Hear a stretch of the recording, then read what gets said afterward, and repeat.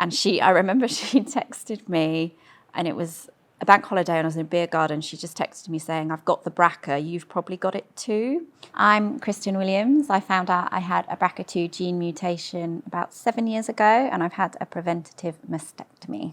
She was a very, very healthy woman, and she was diagnosed with cancer when she was 62, and we actually buried her on her 63rd birthday. I was quite quick after my mum died to find out that I also carried BRCA2 mutation, which meant I had a high risk of breast and ovarian cancer.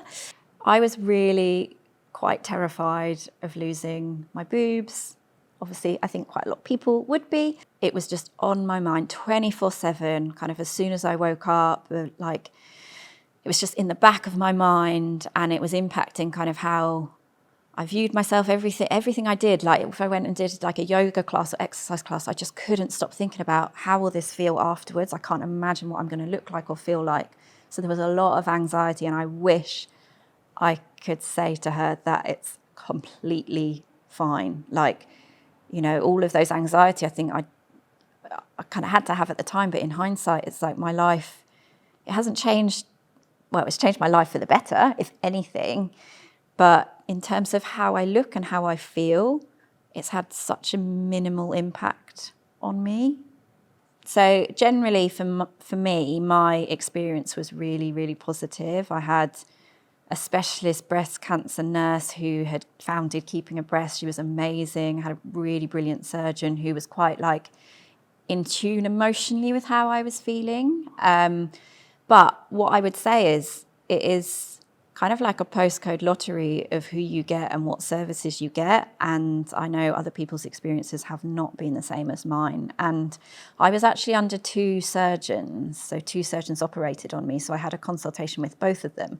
And their approach was so different, so different. One of them was kind of like, you know, this isn't for beauty. You're not going to like how you look. I'm just preparing for you for that. And the other one was like, oh, I can make you look better. So you're going to look great after this operation. And it was really, that just shows they were doing exactly the same operation on the same person, but their view of the outcome was completely different. So when I had my very first appointment, my nurse gave me some Macmillan, I think it was leaflets. And I think for me, I think that scared me a little bit more because they had pictures of mastectomies, but I think most of them were of older women who potentially had it for cancer treatment. So the outcome looked very different. So for me, it was kind of like, here's some pictures. And I just thought, oh my gosh, is that, I don't know.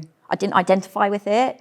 I probably hid away from accessing support. And I wonder maybe if there is a part of a service that is specifically for people who haven't had cancer, who are going through these operations, and making that kind of aware to people. And that would be through the NHS and like, you know, my aftercare support saying, did you know that you can support this charity? Because I wasn't really given any advice, I don't think. I think I just was discharged after a day and went home, and I don't think I went back to my hospital after 5 days.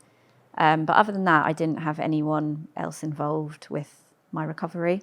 It was just me and my friends. What I didn't know then was how kind of great I could feel afterwards. And I didn't know how much it could give me in terms of the whole community and friendships and everything I've gained from it. It gave me more than it took.